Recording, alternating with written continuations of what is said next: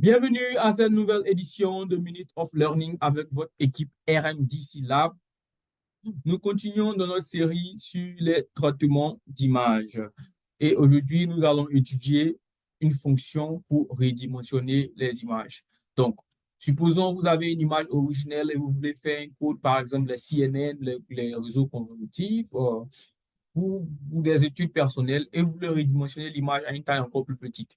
Voilà. Donc, ce code va nous aider à redimensionner une image originelle à une autre image. Donc, on va aller rapidement sur Python. Cette vidéo sera très courte. On va faire des petites vidéos de quelques minutes. Donc, nous avons notre Python qui est là. Et la première chose, bien sûr, c'est on va copier et utiliser les bibliothèques. On va utiliser la bibliothèque PIL. Comme vous savez, les codes sont en anglais. Donc, on va importer PIL et des PIL, on va appeler la fonction image. Voilà, le groupe image. Et maintenant qu'on a image, eh bien, très facilement, on va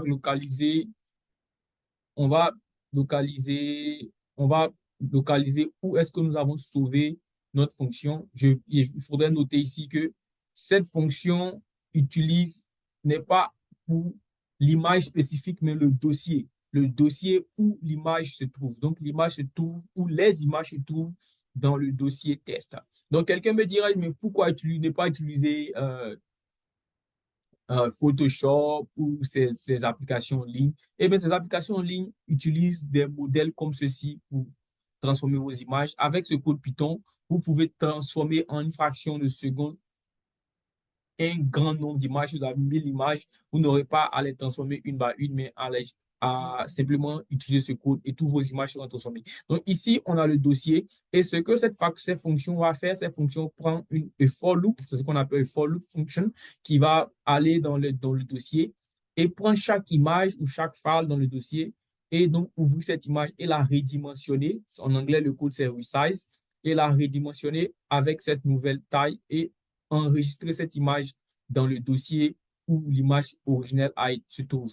Donc, on va aller directement dans l'image. Comme vous pouvez aller, l'image se trouve dans le dossier test.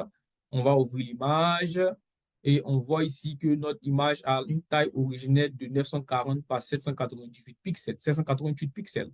Donc, très rapidement et très simplement, nous allons aller dans notre code et on va rendre le code et automatiquement, notre image a été transformée, redimensionnée de 980, 788 à 256, 256. Et on peut aller vérifier.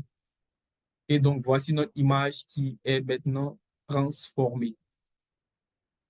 Donc, si nous avons 1000 images, le code va automatiquement transformer ou redimensionner ces 1000 images-là de manière très facile.